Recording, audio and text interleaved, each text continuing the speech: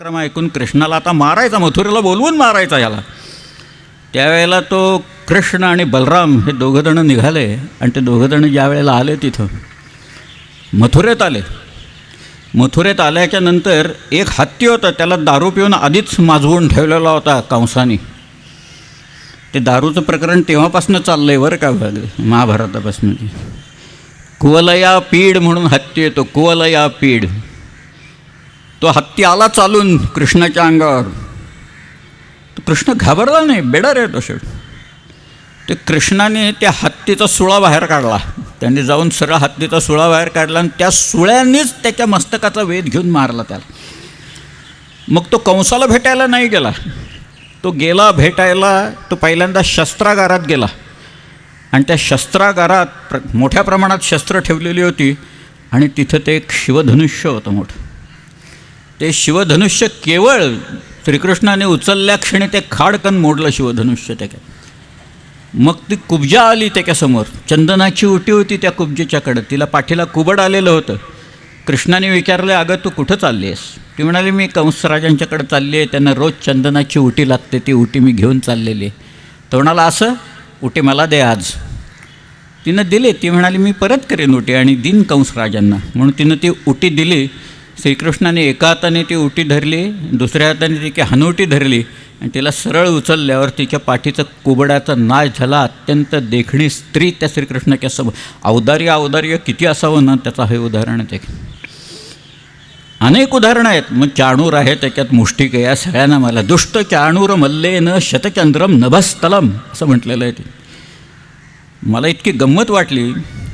ती जयराम पिंडे या नावाचा एक कवी होता. हा कवी बंगलोरला गेला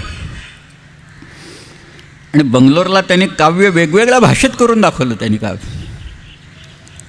खूप गमतीदार काव्य आहे त्याचं. जगदीश विरंचिक पूछत है मी सृष्टी रची रखे कौन कहा.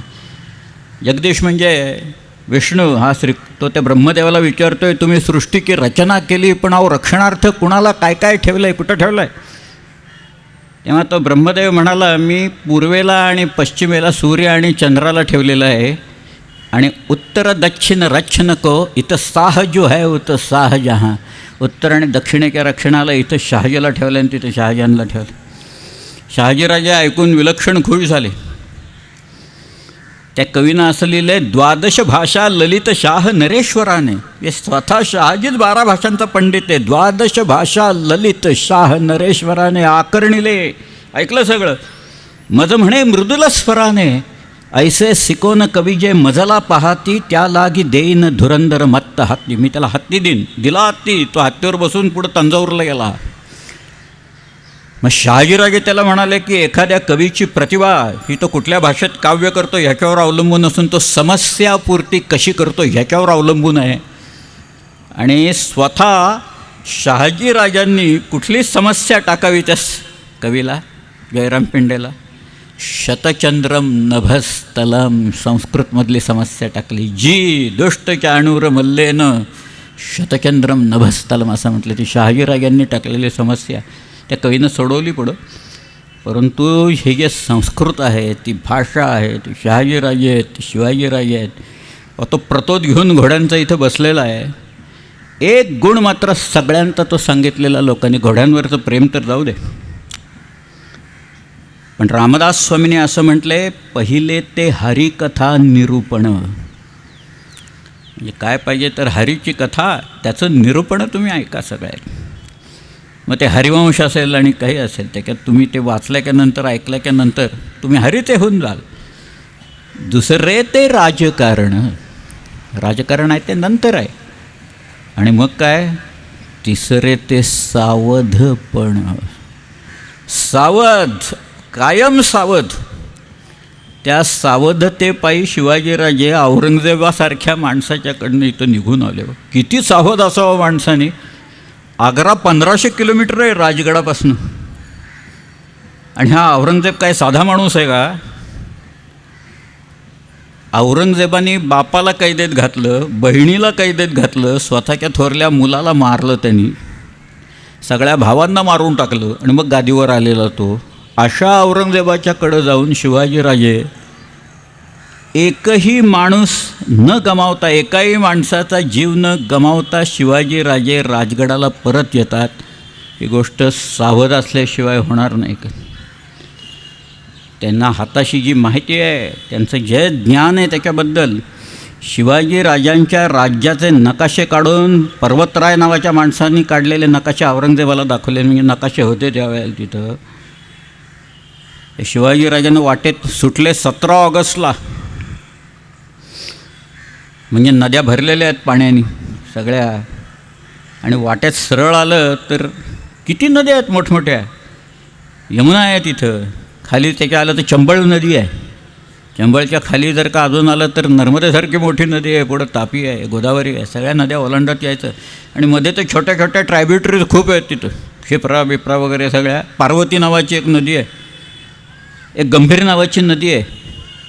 ही गंभीर नदी ओलांडायला त्या सदाशिवराव भाऊला पानिपतला जात असताना 35 दिवस लागले. एक नदी ओलांडायला. गंभीर नावसुद्धा ऐकलं नसेल लोकांनी त्याचं. आणि शिवाजीराजे काय असे, शिवाजीराजे लांबून आले सगळ्या त्यातनं, पण सावध होते म्हणून जीव वाचवून आले सगळे.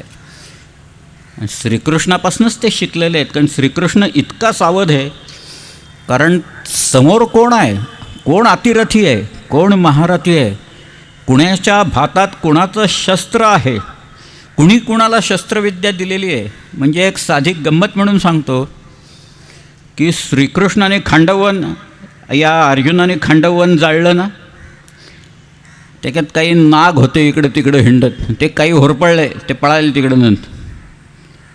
त्यात अश्वसेन नावाचा एक नाग होता.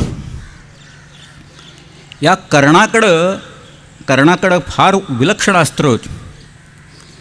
या कर्णाकडची जी अस्त्र होती, तर ते अस्त्र एक मंत्र म्हणून त्यांनी ते भारित केलं, मंत्रभारित केलं ते. आणि त्यांनी तो बाण आपल्या धनुष्याला लावला. तो जो नाग आहे अश्वसेन, तो येऊन बसला त्या ह्याच्यावर, बाणावर. तरी कर्णाने विचारलं, तू कोण आहेस? तो म्हणाला, मी अश्वसेन नावाचा नाग आहे, मला अर्जुनाचा सूड उगवायचा आहे. त्याने खांडवन जाळलं, नाग कुल जाळलं, मी तिथं जाऊन मारणार आहे त्याला. तो म्हणाला, मला तुझी मदत नको, पण बस म्हणाल, ठीक आहे. म्हणून त्यांनी तो बाण सोडला. एक अमोघ असं अस्त्र, एक अमोघ बाण, तो जो निघाला अर्जुनाच्या मस्तकाचा वेध घेण्याच्यासाठी. श्रीकृष्ण बघतोय ना, श्रीकृष्णाला माहिती आहे तो अर्जुनाला लागला तर अर्जुनाचा मृत्यू ठरलेला आहे त्याचा. श्रीकृष्णानं ते अस्त्र जवळ येताच त्यांनी घोड्यांचे पाय मुडपले सगळे. रथ खाली आला आणि तो बाण किरीटाला लागला अर्जुनाच्या. किरीट खाली पडला, अर्जुन वाचला. सावधपणा किती असतो आणि कसा असतो याचं एक उत्कृष्ट उदाहरण आहे. कर्णाने दुसरा बाण काढला त्याच्यात. कर्णाने दुसरा बाण काढल्याच्यानंतर त्याला आठवेच ना. तो अश्वसेन नाग परत आला बरं का तिथनं. आणि तो म्हणाला, कर्णाला म्हणाला, मी परत जाऊन बसतो तुमच्या बाणावर. सगळ्या पुढं कर्णाचा तो रथ रुतला, तिथं रुतला त्याच्यात. आणि मग आपला बाण काढून अर्जुनाने मारला. एक भगदत्त नावाचा माणूस होता, त्याच्याकडे एक वैजयंती नावाचं अस्त्र होतं. ते जे वैजयंती अस्त्र होतं ते त्याला इंद्राने, म्हणजे विष्णूचंच अस्त्र, ते विष्णूच्या नावाचंच अस्त्र सगळं. त्या भगदत्ताने ते अस्त्र अर्जुनाच्या रोखाने मारलं. श्रीकृष्णाला हेही माहीत होतं की ह्या अस्त्राने अर्जुन मरणार. त्यावेळेला श्रीकृष्ण ते अस्त्र येत असताना अर्जुनाने अस्त्र याच्या मध्ये उभा राहिला आणि छातीवर घेतलं त्याने. त्याची माला झाली, फुलांची माळा झाली. तिचं नाव वैजयंती माला. ती नाचणारी नाही, ही वेगळी आहे. ती महाभारत असल्या रंजक कथांनी भरलेलं आहे. पण सावध किती आहे हा माणूस, सावध किती आहे त्याची सगळी उदाहरणं आहेत. की तो जो रथ आहे, वरती हनुमान बसला आहे बरं का त्या रथावर. अजून एक सावधपणाचं त्याचं उदाहरण सांगतो मी. की महाभारत संपलं सगळं, किंवा खरं ते संपायच्या वेळेला ते घोडे दमले याचे भयंकर. त्यावेळेला श्रीकृष्ण अर्जुनाला म्हणाला, मी ते घोड्यांना तवाना करतो, तू खाली उतर, रथातनं खाली उतर. मी ते घोडे घेऊन जातो, त्यांना तवाना करतो, पाणी बिणी पाचतो, त्यांना काय त्यांच्या जखमा असतील ते भरतो, सगळ्यांना परत येतो. तो म्हणाला ठीक आहे. म्हणून अर्जुन एकटा विरत होऊन लढायला लागला. तेवढ्यात श्रीकृष्णाने ते घोडे सोडले. तो म्हणाला अरे पाणी नाही आहे इथं. मग त्याने एक बाण मारला, एक बोरवेल काढली अर्जुनाने तिथं. त्याच्यात कोणी पडलेलं दिसत नाही नंतर, प्रिन्स वगैरे असं काही. पण तिथं त्याचं सरोवर झालं मोठं. आणि त्या सरोवरात त्यांनी घोडे नेले, ते घोडे धुतले, त्यांना तवा न केलं, त्यांच्या जखमा धुतल्या. आणि त्या घोड्यांना घेऊन तो परत आणला आणि परत सारथ्य करायला बसला. तो स्वतः श्रीकृष्ण हे सगळं करत बसला आहे. घोड्यांचा खरारा करतो आहे, घोड्यांची लीत काढतो आहे, घोड्यांच्या जखमा बांधतो आहे. तो सगळ्यात तो आहे भगवन त्या सगळ्यात. आणि तो हे त्या रथावर बसून हे सगळं करतो आहे. शेवटी ज्या वेळेला हे संपलं, सगळे मारले गेले, कौरवांचा नाश झाला, त्यावेळेला श्रीकृष्ण मारुती गेला वरनं उडून, मारुती निघून गेला. त्यावेळेला अर्जुनाला श्रीकृष्ण म्हणाला तू उतर खाली आता. तो म्हणाला नाही नाही अरे भगवंता तू उतर पहिल्यानं. म्हणून मी नाही उतर, तू उतर. मग अर्जुन उतरला. अर्जुन उतरल्यानंतर श्रीकृष्ण उतरला क्षणीत तो रथ जळून गेला. त्यावेळेला श्रीकृष्ण म्हणाला हा रथ आधीच जळालेला होता, केवळ माझ्या शक्तिकेमुळे ठेवला होता. मी उतरलो असतो तर रथ जळाला असता आणि रथाबरोबर तोही जळाला असताच म्हणाल. त्याचं ही जे सावधानता आहे, हे सावधपण आहे, सावधपण शिवाजी महाराजांच्याकडं त्यांच्या नसानसातनं होत असायचं. आणि म्हणूनच त्यांनी इतक्या लोकांशी झुंज दिली. औरंगजेबा काही सामान्य माणूस नाही. त्याला सगळ्यात महत्त्वाची गोष्ट म्हणजे चारित्र्य हा एक फार महत्त्वाचा भाग लागतो. श्रीकृष्णाच्या 16,100 वगैरे सगळं सोडून देऊ आपण. पण शिवाजी महाराजांच्या त्यांना 8 पत्नी होत्या. साईबाई, सोयराबाई, सगुणाबाई, सकवारबाई, लक्ष्मीबाई, काशीबाई, पुतळाबाई आणि गुणवंताबाई अशा त्यांच्या 8 त्यांच्या भार्या. आणि श्रीकृष्णाच्या मर्जीतल्या 8च भार्या आहेत. सत्या म्हणून एक आहे, भद्रा, कालिंदी, मित्रविंदा, जांबवती, सत्यभामा, रुक्मिणी आणि एक लक्ष्मणा म्हणून आहे त्याच्यात, लक्ष्मणा. ह्या सगळ्या श्रीकृष्णाच्या ज्या भार्या आहेत 16,100. नारद हा आपल्याकडं माहिती आहे, नारद म्हणजे कळलाव्या माणूस आहे हा सगळ्या ह्याच्यात. नारद मुनी एकदा आले कृष्णाकडं, म्हणाले अहो भगवान तुमच्या 16,108 म्हणताय, एखादी कुणाचा हात धरून पळून गेली तर काय करणार म्हणाले तुम्ही ती. श्रीकृष्ण म्हणाले जाऊन बघा म्हणाले, तुम्हीच जाऊन बघा म्हणाले काय.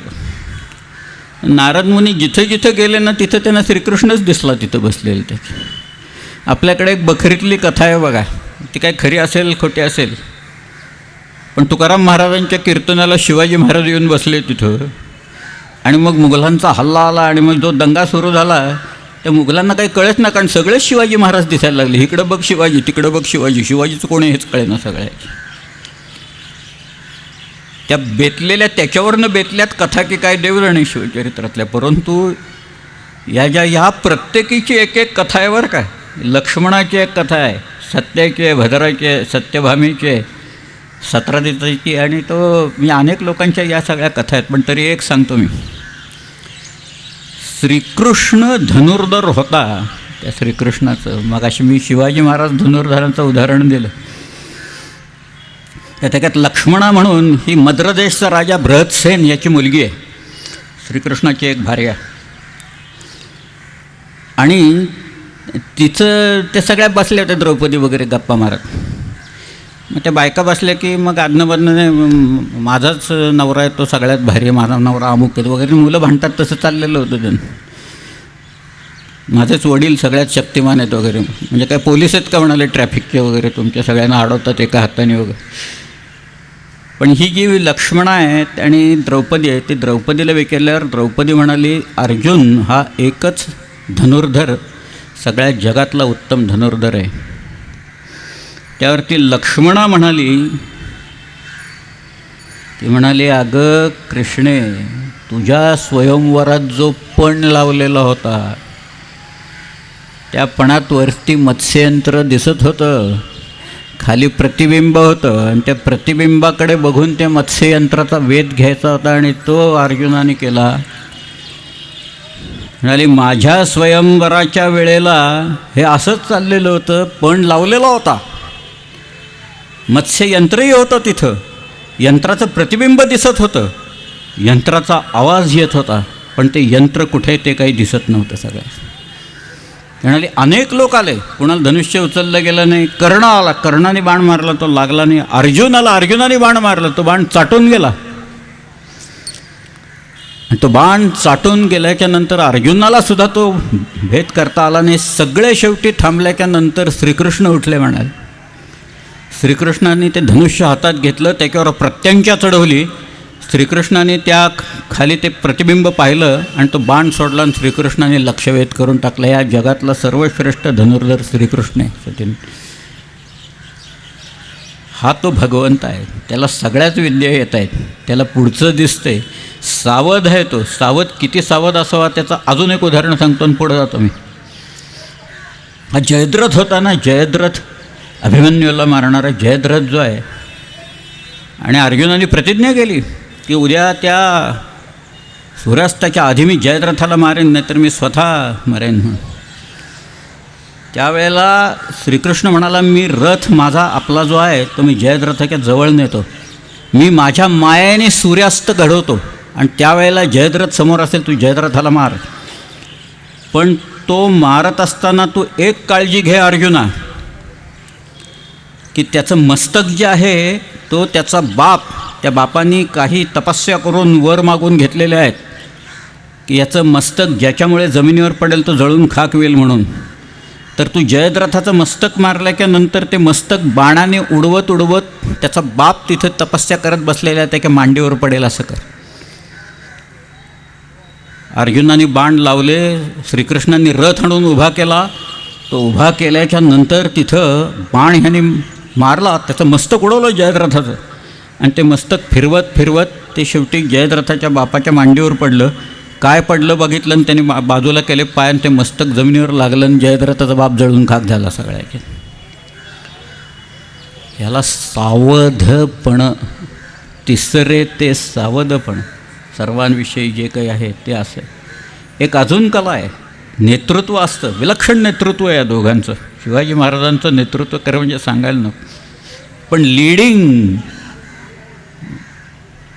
जे असतं, स्वतः नेतृत्व कसं करायचं आणि कोणी करायचं. शिवाजीराजांनी अफजलखानाच्या वेळेला केलंच. शायस्ताखानाच्या वेळेला स्वतः शिवाजीराजे परत गेले, गोटात गेले. 70,000 लोकांच्या गराड्यात शायस्ताखान बसलेला असताना किती लोक असतील शिवाजी महाराजांच्याकडे गेलेले? असतील 200, 400, 1000. 70,000 तर नव्हते, पण स्वतः शिवाजीराजे गेले तिथं. लीडिंग बाय एक्झाम्पल म्हणतात ते. स्वतः शिवाजीराजांनी लीडिंग बाय एक्झाम्पल म्हणून स्वतः शिवाजीराजे तिथे गेले. आणि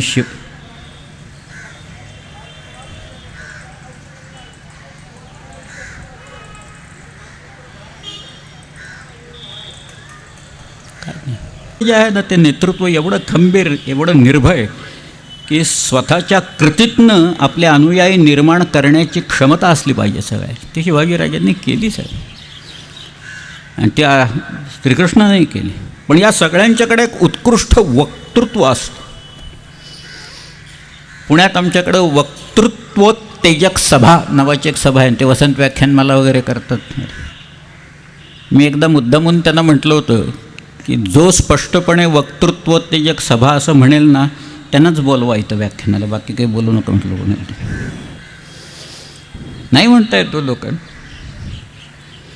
प्रश्न जाऊ देतो तो नाही, पण वक्तृत्व या दोघांचं इतकं विलक्षण होतं. सावरकरांनी लिहिलं आहे की मी श्रीकृष्णाची भाषणं पाठ केलेली आहेत, सगळे सभापर्वातले आणि सगळ्यातली भाषणं पाठ केलेली आहेत. श्रीकृष्ण शिष्टाई करायला म्हणून जो गेला जमीन मागायला, की पांडव आता परत आलेले आहेत, लाक्षागृह झालं, वनवास झाला, अज्ञातवास झाला. त्या अज्ञातवासात याला ते बल्लवाचं रूप घ्यावं लागलं ना अर्जुनाला तर बृहन्नडेचं रूप घ्यावं लागलं तिथं, की अर्जुन नर्तन शिकवायला लागला त्या. आणि हे सगळे परत आले. त्यांना तुम्ही 5 गावं द्या, थळपत, सोनपत, इंद्रपत आणि पानिपत एक गाव आहे त्यातलं, बरं काय. पानिपत एक गाव त्या गावात 5 गावातलं. तो म्हणाल काय नाही, सुईच्या अग्रावर मागेल एवढी भूमीसुद्धा मी देणार नाही म्हणाला. मग आणि तो म्हणाला तू एकटा आलायस, मी तुला आत्ता पकडलं तर काय करशील. तर श्रीकृष्ण हसला फक्त. ज्ञानेश्वरांनी फार छान लिहिले. ज्ञानेश्वर म्हणतायत, चंद्र तेथे चंद्रिका, शंभू तेथे अंबिका. त्यामुळे मी जर काय तर माझ्या भोवते सुरक्षा कवच माझ्याबरोबरच आहे, काय ते कुठं जाणार नाही. ते याला उमगलं, दुर्योधनाला उमगलं की आपण कोणाविषयी बोलतोय आणि काय करतोय. परंतु श्रीकृष्ण तिथनं बाहेर आल्यावर त्यांनी आपल्या रथात कर्णाला घेतलं. आता हे सगळं जे मी सांगतोय हे श्रीकृष्णाला करायची काही गरज नाही आहे, पण तो त्या कर्णाला काय सांगतोय बघा. तो म्हणाला, कर्णा, तुझ्या आयुष्यातली एक अत्यंत गुप्त गोष्ट मी तुला सांगणार आहे. तू या पांडवांचा सगळ्यात मोठा भाऊ आहेस आणि तू त्या असत्याचा पक्ष घेऊ नकोस, तू या सत्याचा पक्ष घे. तुझ्या भावांच्याकडं तू ये. कर्ण म्हणाला, नाही, मी शब्द दिलेला आहे सुयोधनाला, मी त्याच्याकडं जाईन. त्यांनी एक प्रचंड प्रयत्न केला श्रीकृष्णाने. त्याच्यात एक गोष्ट त्यांनी काय सांगावी. तो म्हणाला, द्रौपदी देखील तुला मिळेल ह्याची मी व्यवस्था करतो म्हणून. हा कोण श्रीकृष्ण सांगणार द्रौपदी कर्णाला मिळेल म्हणून. ती सांगितलं त्यांनी, कारण द्रौपदी ही अत्यंत देखणी अशी स्त्री होती त्यावेळेस. ती सुद्धा मी तुला मिळेल याची व्यवस्था करतो. कर्णाने ऐकलं नाही. श्रीकृष्णानं दाखवलेल्या कोणत्याही प्रलोभनाला कर्ण बळी पडला नाही त्याच्यात. मग श्रीकृष्ण तिथनं आला निघून. पुढे झालं सगळं महाभारत. शिवाजी महाराजांनी मिर्झाराजाला एक पत्र लिहिलेलं होतं. ते मिर्झाराजाला त्यांनी सांगितलं, तो यवनाधम बसलाय दिल्लीत, तिथं तुम्ही आणि आम्ही हिंदू आहोत सगळे, आपण एकच आहोत. आपण सगळे मिळून पहिल्यांदा त्या यवनाधमाचा काटा काढू, औरंगजेबाचा. मी तुम्हाला दिल्ली की पातशाही तुमच्या ताब्यात देतो. तुम्ही बादशाह व्हा, तुम्ही राजा व्हा, तिथे येऊन राज्य तुम्ही करा, मिळवण्याची जबाबदारी आमची. हे संभाजीराजांनी रामसिंगाला लिहिलेल्या पत्रात आहे की माझं सर्वस्व मी पणाला लावायला तयार आहे या सगळ्या ह्याच्यासाठी. मिर्झाराजाच्या आयुष्यात आणि त्यांच्या एकूण कुळात गुलामगिरी इतकी गेलेली होती, रक्तात मिसळली होती की हे कोणी आले नाहीत तिकडे. आणि शिवाजी महाराजांनी तोही प्रयत्न केला. दिल्लीच्या तख्ताचं एक प्रलोभन ह्यानं दाखवलं सगळ्या. मिर्झाराजा काही बदला नाही त्या सगळ्या. द्रौपदी जशी बदली, आपल्या कर्ण जसा बदला नाही, तद्वतच मिर्झाराजा बदला नाही. पण त्या श्रीकृष्णाची भाषणं वाचा, विलक्षण भाषणं आहेत. ते श्रीकृष्ण केली आहेत का व्यासांनी लिहिले आहेत देव जाणे ते सगळं. पण ज्यांनी कोणी लिहिलेली आहेत ना त्याला आयुष्याचं स्वार कळलेलं, सगळं सार त्याला पूर्ण पाठ आहे. व्यास असतो ना, व्यास हा वर्तुळाच्या मध्यातनं जातो बघा, आणि तो आपल्या हृदयगर्भातनं जातो, म्हणूनच त्याला व्यास म्हटलेला आहे. तसं हृदयाचा ठाव घेणारा तो जो आहे त्याला व्यासपीठ आपण कशासाठी म्हणतो. व्यासांना का आपण एवढा मान देतो या सगळ्या ह्याच्यात. पण श्रीकृष्णाच्या भाषणातला काहीच भाग मी सांगतो तुम्हाला. सगळं सांगणं शक्य नाही, भाषणं पाठ आहेत, किती सांगायची आणि काय नाही असं होऊन जाईल ते. पण 10वा अध्याय काढा तुम्ही, इथेच आहे. हे जे सगळं चाललेलं आहे ना त्याच्यात तो अर्जुन भांबावलेला आहे बरं का. महाभारतात सगळ्यात भांबावलेला माणूस कोण असेल तर तो अर्जुन आहे. सगळ्या प्रलोभनाला बळी जाणारा द्यूतापासनं कोण जर का असेल तर तो धर्मराज आहे.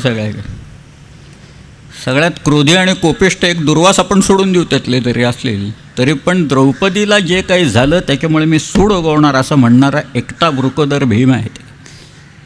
नकुलसुद्धा आधी पडला त्या स्वर्गाला जाताना, कारण त्याला स्वतःच्या सौंदर्याबद्दल विलक्षण गर्व होता म्हणून तो पडला तिथे.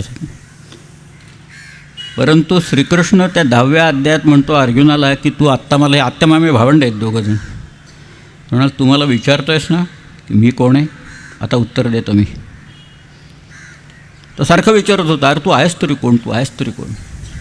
पहिल्यांदा त्यांनी त्याच्यात भगवन असं म्हटलेलं आहे त्या की कोण आहेस भगवंता, तू सांग मला. आणि मग तो सांगायला सुरुवात करतो ज्याला विभूती योग असं म्हटलेलं आहे. कृष्ण असं म्हणाला, आदित्यातला सूर्य मी आहे, नक्षत्रातला चंद्र हा मीच आहे, मासातला मार्गशीर्ष हा मी आहे, ऋतूतला वसंत हा मी आहे, नद्यातली जान्हवी ही मीच आहे, पर्वतातला हिमालय हा मीच आहे, पशुतला सिंह हा मीच आहे, पक्षातला गरुड हा मी आहे. असं तो सगळ्या विभूती सांगतो. तो तुम्हाला आयुष्य देणाराही मीच आहे आणि तुमचं आयुष्य हिरावून घेणाराही मीच आहे. माझ्या एका अंशाने मी हे अवघं चराचर व्यापून राहिलं असं त्यांनी. काय भाषा आहे हो! ही काही वल्गना नाही आहे, ही नुसती वल्गना नाहीच आहे, पण ती जी भाषा आहे ती भाषाच ह्याची एवढी विलक्षण आहे श्रीकृष्णाची. त्या शांतीपर्वात सभापर्वातली भाषा जर का असेल तर आपण काढून पाहाल. आणि शिवाजीराजे जे आहेत ते शिवाजीराजांची जी पत्रं आहेत त्या पत्रातली भाषा बघा. शिवाजीराजांचे बखरीतले काही उल्लेख आलेत ते अवश्य वाचा. बखर आता उत्तरकालीन असतील, पण शिवाजीराजांचा हा जो भाऊ आहे व्यंकोजी, तो त्यांच्यापेक्षा 2 वर्षांनी लहान आहे. सावत्र भाऊ आहे व्यंकोजी. शिवाजीराजे त्याला भेटायला गेले दक्षिण दिग्विजयाच्या वेळेला, आणि त्याला त्यांनी सांगितलं की आपण शहाजीराजांचेच पुत्र आहोत दोघंही, तुम्ही तुकाई साहेबांच्याकडनं झाला, आम्ही जिजाऊचे पुत्र आहोत. शहाजीराजांना महाराज साहेब म्हणायचे, त्यामुळे शिवाजीराजेसुद्धा महाराज साहेब म्हणतात की महाराज साहेबांना जाऊन 13 वर्ष झाले आणि या 13 वर्षात त्यांचं जे काही होतं ते तुम्ही एकट्याने खाल्लं आहे. सर मी सुद्धा मुलगा आहे, मलाही मिळायला पाहिजे, त्यांची बिरुदं मला मिळायला पाहिजेत, त्यांची वस्तू ज्यात अर्धी आहे ती मला मिळायला पाहिजे. आणि ते कशासाठी मागत होते? महाराज साहेबांची आठवण म्हणून शिवाजीराजे फक्त मागत होते की महाराज साहेबांची आठवण म्हणून मला हे पाहिजे तुमच्याकडून. आणि मग व्यंकोजीराजे होते, एका देवळात भेट झाली. कोलेरून नावाच्या नदीच्या काठी ते देऊळ आहे. व्यंकोजीराजे देतो करतो बघतो असं म्हणाले, आणि व्यंकोजीराजे रातोरात पळून गेले बरं का तिथनं, तंजावरला पळून. एक अजून खपला एक माणूस, लग्न झालं म्हणजे गेला अजून एक वाया त्या सगळ्या याच्यातला. पण शिवाजीराजे सकाळी त्यांना कळल्याच्या नंतर राजे असं म्हणाले, अरे काय निमित्त पळाले, आम्ही त्यास काय धरीत होतो काय? धाकुटे ते धाकुटे, बुद्धी धाकुटी केली. अरे आम्हास बिरुदांची काय गरज? आमची बिरुदे तो अष्टदिशास लागलेली आहेत. अवघ्या समुद्र वलयांकित पृथ्वीवर आपली कीर्ती झालेली आहे. हे शिवाजी महाराजांचे शब्द आहेत. ते आमची बिरुदे तो अष्टदिशास लागलेली आहेत. काय भाषा होय! शिवाजीराजांचं सामर्थ्यच एवढं होतं या सगळ्या ह्याच्यातलं. विलक्षण सामर्थ्य, शाब्दिक सामर्थ्य आणि कर्तृत्वाचं सामर्थ्य, ज्ञान, पण तरीसुद्धा जीवनाबद्दल आसक्ती नव्हती, धनाचा लोभ नव्हता. स्त्रियांच्या बाबतीत चारित्र्य शिवाजीराजांचा अत्यंत उज्ज्वल होतं. तेही श्रीकृष्णाच्या बाबतीत आहे सगळ्याच्या. की श्रीकृष्ण ज्या वेळेला अर्जुनाचा नातू या अश्वत्थाम्याने ब्रह्मास्त्र वापरलं ना, आणि त्या उत्तरेच्या पोटातला गर्भ जो होता तो गर्भ मृत निपजला, त्याचा सगळ्याचा आळ कृष्णावर घेतला लोकांनी की तुझ्यामुळे आणि तुझ्या याच्यामुळे हे मूल आहे ना, हे मूल जन्मता मृत निपजलेलं आहे. तर श्रीकृष्ण म्हणाला थांबा. आणि पुढं काय म्हणाला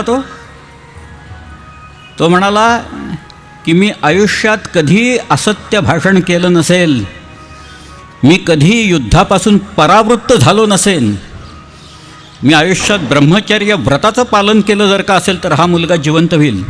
मुलगा जिवंत झाला. तसा आहे. शब्दाचं सामर्थ्य काय हे जे आहे तो सांगतोय ते सगळं. पण त्याला आसक्ती नाही आहे. 16,108 जरी असल्या तो एक 16,108 आपल्या योगातल्या शरीरातल्या नाड्या आहेत ना, त्याच्याशी संबंध आहे त्याचा. तुम्ही जर का योग वाचला जर का पूर्ण, तर त्या योगातल्या ज्या काही नाड्या आपल्या शरीरात सांगितल्यात त्याचाच अर्थ 16,108 संख्या आहे. त्याच्या भार्यांच्याबद्दल मी तुम्हाला तरी सांगितलं की शिवाजीराजांचं सगळ्यात आवडते भार्या म्हणजे सईबाई साहेब होत्या. सईबाई साहेबांनी वेळोवेळी त्यांना उपदेश केलेला आहे. सईबाई साहेब दिसायला नितांत सुंदर होत्या, निंबाळकरांची मुलगी होती ती. आणि सईबाई साहेब ज्या वेळेला शहाजीराजे तिथं अटकेत पडले असताना आता करायचं काय की शहाजीराजांना सोडवायला जायचं तर हा सगळा स्वराज्याचा खेळ बंद करावा लागतो आणि स्वराज्य चालू ठेवायचं असेल तर शहाजीराजांचा बळी जातो, वडिलांचा. अशी परिस्थिती निर्माण झालेली असताना सईबाई साहेब त्यांच्याकडे आल्या आणि म्हणाल्या की स्वारीसही वाचवावे आणि राज्यही राखावे, ते तुम्हा जमेल करा. हा जो विश्वास आहे, हा विश्वास शिवाजी महाराजांच्या मनात ठासून भरण्याच्यासाठी सईबाई साहेब तिथं आल्या. भार्या पाहिजे ते अशी पाहिजे ते सगळ्या भार्या आपल्या पतीच्या मनात विश्वास निर्माण करणारी. अर्धांगी म्हटले कशासाठी म्हटले सगळ्या ह्याच्यात? तेवढ्यासाठी म्हटले की पती की सुखदुःख जे काही असेल सगळं ते सगळं मी बरोबर आपण शेअर करू सगळ्या ते विभागून मी सहन करेन तुमच्याबरोबर सगळं. द्रौपदीशी लग्न ज्या वेळेला झालं स्वयंवराला एवढे राजे जमलेले होते, अत्यंत विलक्षण देखणी होती रुक्मिणी, विदर्भाची कन्या रुक्मिणी. श्रीकृष्णही गेला होता तिथं. श्रीकृष्णालाही द्रौपदी आत्मा आवडत होती, आपल्या रुक्मिणी आवडत होती. रुक्मिणीनं पत्रही लिहिलेली होती. पण रुक्मिणी असं म्हणाली कृष्णाला की हे बघा, मी तुमच्याबरोबर पळून येणार नाही, ते बरोबर दिसणार नाही. तुम्ही मला इथनं पळवून नेऊ नका, तेही बरोबर दिसणार नाही. तुम्ही इथं जमलेले सगळे राजे राजवाडे जे कोणी आहेत, अतिरथी महारथी आहेत, त्यांचा पराभव करा आणि मला इथनं घेऊन जा. अशी मोठी भव्यतेनं घेऊन जा त्याच्यावर. श्रीकृष्णांनी सगळ्यांचा पराभव केला. कर्णापासनं सर्व लोक तिथं होते सगळ्या, या सगळ्यांचा पराभव एकट्या श्रीकृष्णाने केला तिथं. आणि श्रीकृष्ण अत्यंत शानदारपणे त्या रुक्मिणीला घेऊन आपल्याबरोबर आला, वैदर्भीय कन्येला घेऊन आला. हे पराक्रम जसे आहेत, पण एवढं असून, एवढ्या भार्या असून श्रीकृष्णाच्या चारित्र्याला कोणी दोष देत नाही बघा. भोगून या 16 सहस्त्र नारी, अजून तो ब्रह्मचारी. तुकारामच म्हणतात, तुकाराम महाराजांच्यासारखा एक विलक्षण माणूस या भूमीत होऊन गेला. मला लोकांनी गेले काही दिवस एवढी पुस्तकं दिली, तिथं मीना गोडखिंडी बसल्यात, त्यांनी मला त्या डोंबिवलीचा इतिहास दिला. काल दीपक नरवणेंनी माझ्या हातात एक एवढा मोठा ग्रंथ दिला, तो वाचायला म्हटला तर किती दिवस लागत आहेत मला. दुर्गेश पुरवळेकर इथं आहेत, त्यांनी 2 पुस्तकं त्यांची दिली. मी घरी गेल्यापासनं रात्र पहाटेपर्यंत काही चाळत होतो आणि वाचतच होतो सगळ्या. काही मिळते का त्याच्यात, आपल्याला काही मुद्दे मिळत आहेत का सगळ्या ह्याच्यातनं, हे ते बघत होतो. पण तुकाराम महाराज हे काही सामान्य माणूस नाही. अहो, एक जर का माणूस केवळ 12 शब्दात प्रेमाचा वैश्विक सिद्धांत सांगत असेल तर तो माणूस काय असला पाहिजे आणि ती भाषासुद्धा कशी असली पाहिजे या सगळ्या ह्याच्यातली. आज मराठी काय, मराठीचं काय होणार वगैरे असं करतात. काही मराठीला काही होत नाही म्हणून. मराठी काही सामान्य भाषा नाही, अमृतातही पैजा जिंकणारी ही भाषा आहे सगळ्याची. परंतु तुकाराम महाराज असं म्हणतात बघा, प्रेमाचा वैश्विक सिद्धांत आहे, याच्यावर कोणी पेपर वाचला तर जगात डोक्यावर घेऊन नाचतील तुम्हाला लोक. तुकाराम महाराज म्हणतात, प्रेम ना ये बोलिता ना दाविता ना सांगता, अनुभव चित्ता चित्त जाणे. हा 2 मनांचा अनुभव आहे. बोलून दाखवता येत नाही, दाखवता येत नाही. It cannot be told, it cannot be shown, it cannot be described. हा 2 मनांचा अनुभव आहे.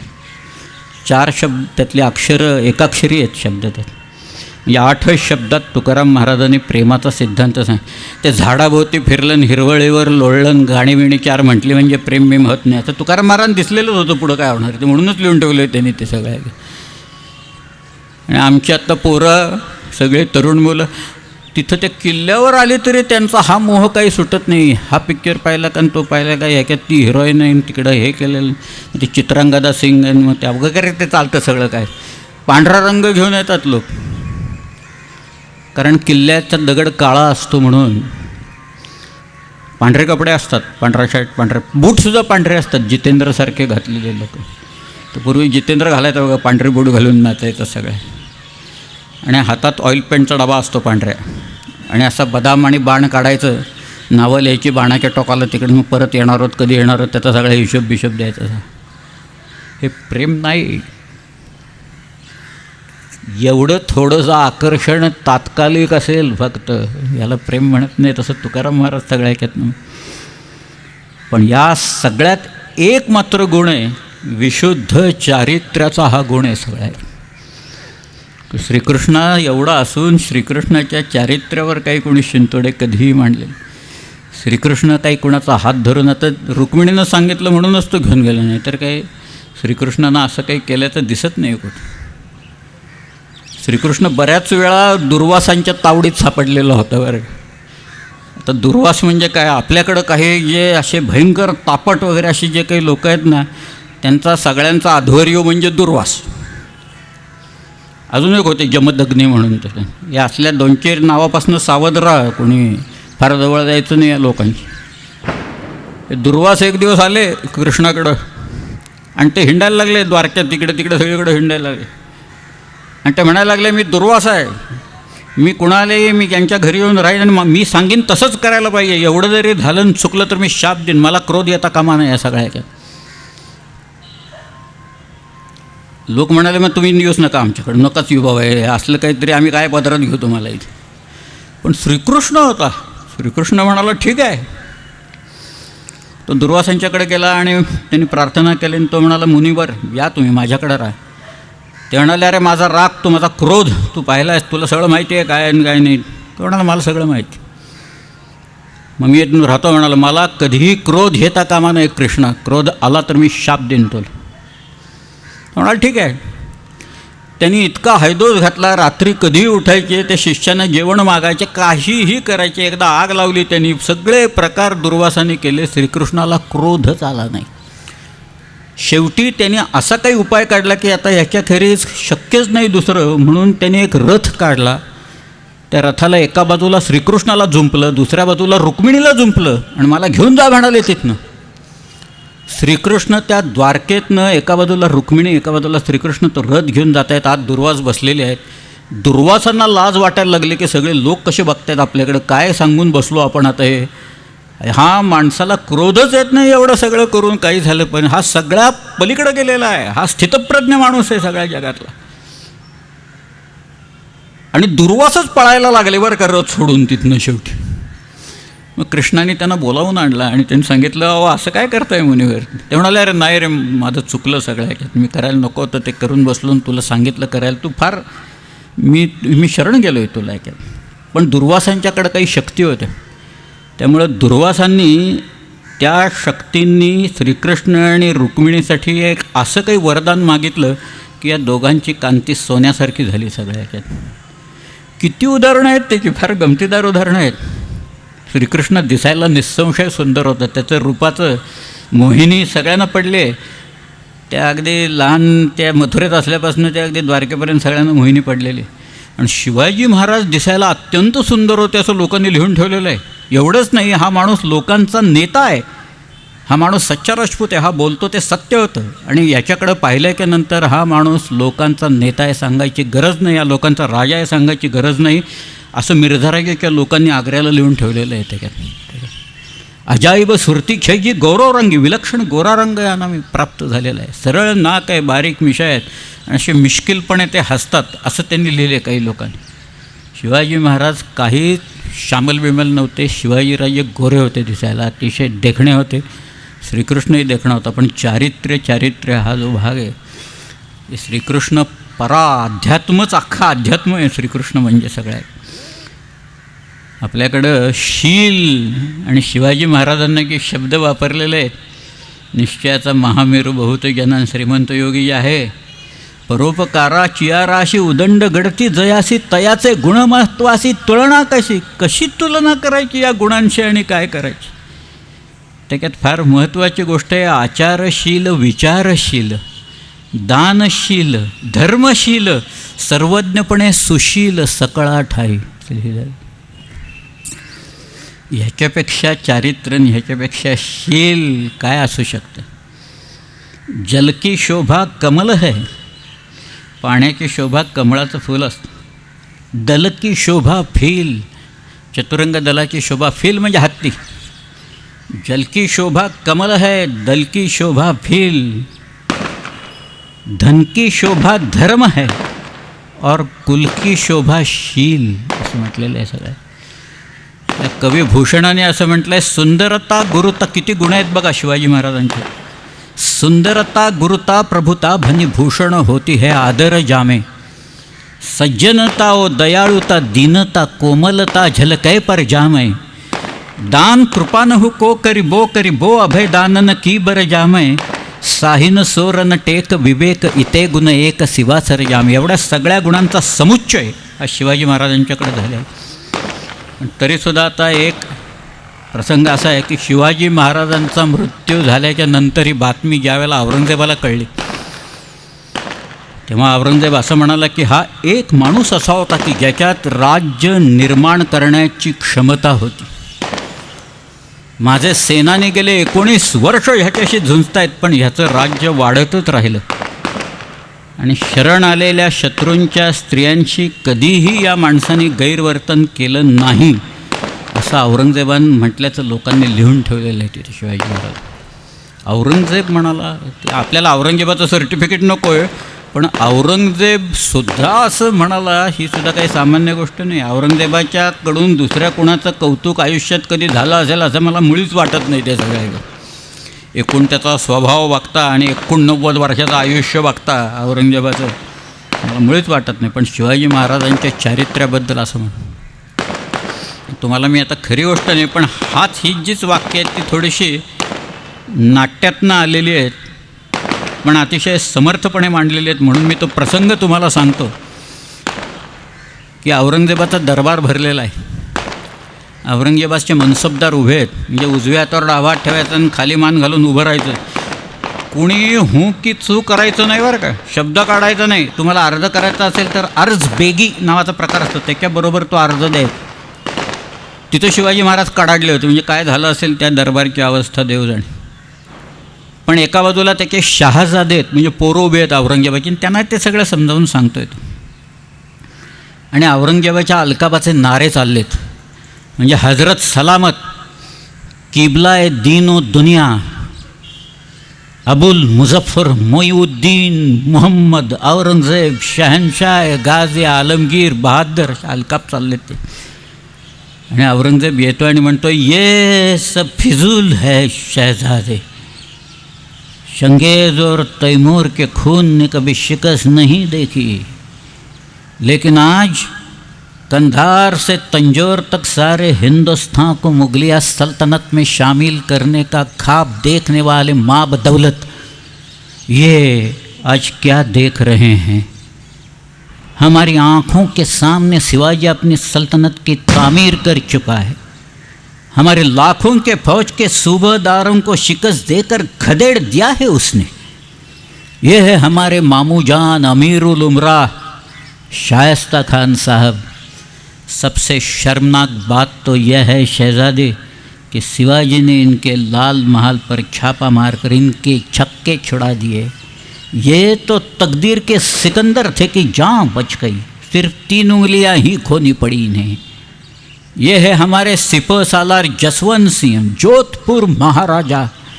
मराठों के मार के जख्म इन्होंने सीने पे नहीं पीठ पे खाए हैं. यह है सूरत के खूबसूरत सूबेदार इनायत खां बहादुर. शिवाजी सूरत आए तो ये सूरत से दुम दबा के भाग गए. यह है हबशी फौलाद खान, इनके हथेली पर मिठाई रखकर शिवाजी आगरा के कैद खाने से फरार हो गए. हमारे सारे मंसूबों को खाक में मिला दिया इस फौलाद खान ने. यह कार तलब खां, ये रसूल बेग रोज़बानी, ये मीर आतिश तरबियत खां, ये खान जहाँ बहादुर, बहादुर खान कोकलताश, ये बूंदी नरेश भाव सिंह हाडा, ये रनमस्त खां, ये केसरी सिंह, ये सैयद मुनव्वर खां बारहा. तमाम सारे राजपूत, बुंदेल, तुर्क, ईरानी, अफ़गानी, उज़्बेकी, हबशी, मुग़ल फौजमंद सरदार जिन्हें शिवाजी ने शिकस्त दी, सारी इज्जत मिट्टी में मिला दी. क्यों शिवा को ये फतह हासिल होती है? हमारी तरह गोला बारूद, हाथी, घोड़े, खजाना, तोपे शिवा के पास नहीं हैं. फिर भी फतह हासिल होती है उसे। क्यों? ये क्यों का मतलब तुम कभी नहीं समझ पाओगे शहजादे, तुम कभी नहीं समझ पाओगे। औरत, शराब, नाच गाने, मौज मस्ती और इश्क मोहब्बत में गिरफ्तार तुम जैसे बहादुर सिवा को कभी नहीं समझ पाओगे। इस सिवा ने मजबूत किले बनाए, इस सिवा ने मजबूत किले बनाए, अपनी फौज और असला बढ़ाए, नए जंग बहरीन की तामीर की है उसने, लेकिन उससे भी कई ज़्यादा न जीते जाने वाले मजबूत जमीर के लोग तैयार किए है उसने। हमने सीवा के लोगों को लाखों के जागीर का लालच दिया, लेकिन उन जांबाज मराठों ने उस पर थोक दिया। आज तक हम दुनिया की हर चीज़ खरीद सकते थे, लेकिन सीवा के उन खुददार खादिमों ने खुद को बिकने नहीं दिया। वे रुकते नहीं, वे थकते नहीं, वे झुकते नहीं और वे बिकते भी नहीं।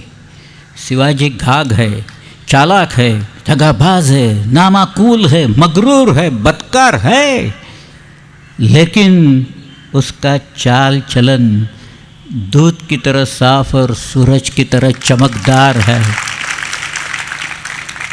दुश्मन के भी मजहबी कलाम, औरत और फ़कीरों की इज्जत करता है वो, इसीलिए उसकी इज्जत और शोहरत बुलंद मीनार की तरह सर उठाए आसमां को छू रही है।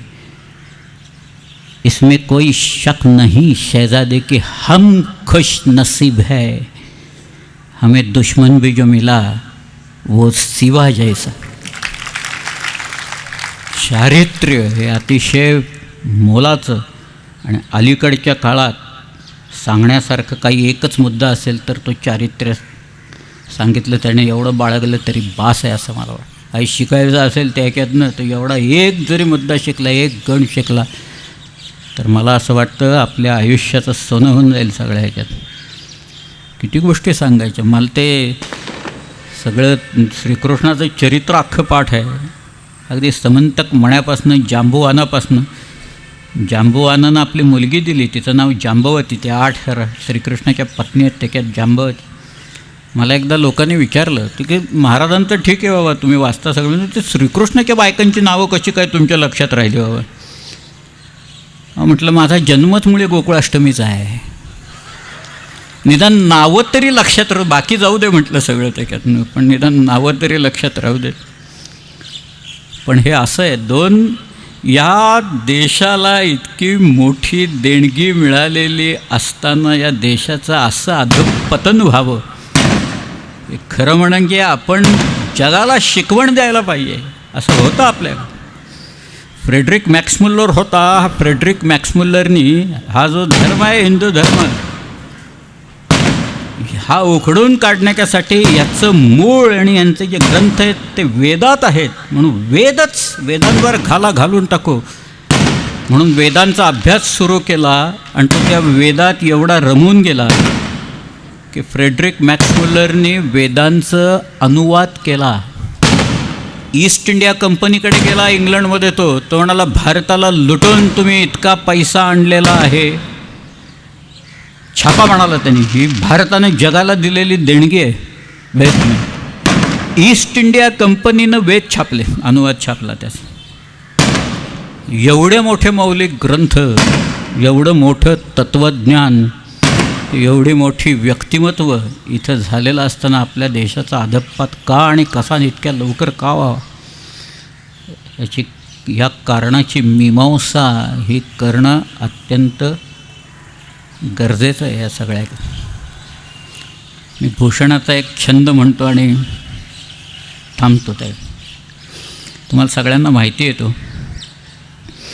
कुंद कहा पय वृंद कहा रुचंद कहा सरजाजस आगे, भूषण भान कृसानु कहा बखुमान प्रताप महीतल पागे, राम कहा द्विजराम कहा बलराम कहा रन में अनुरागे, बाज कहा मृगराज कहा अति साहस में शिवराज के आगे। धन्यवाद।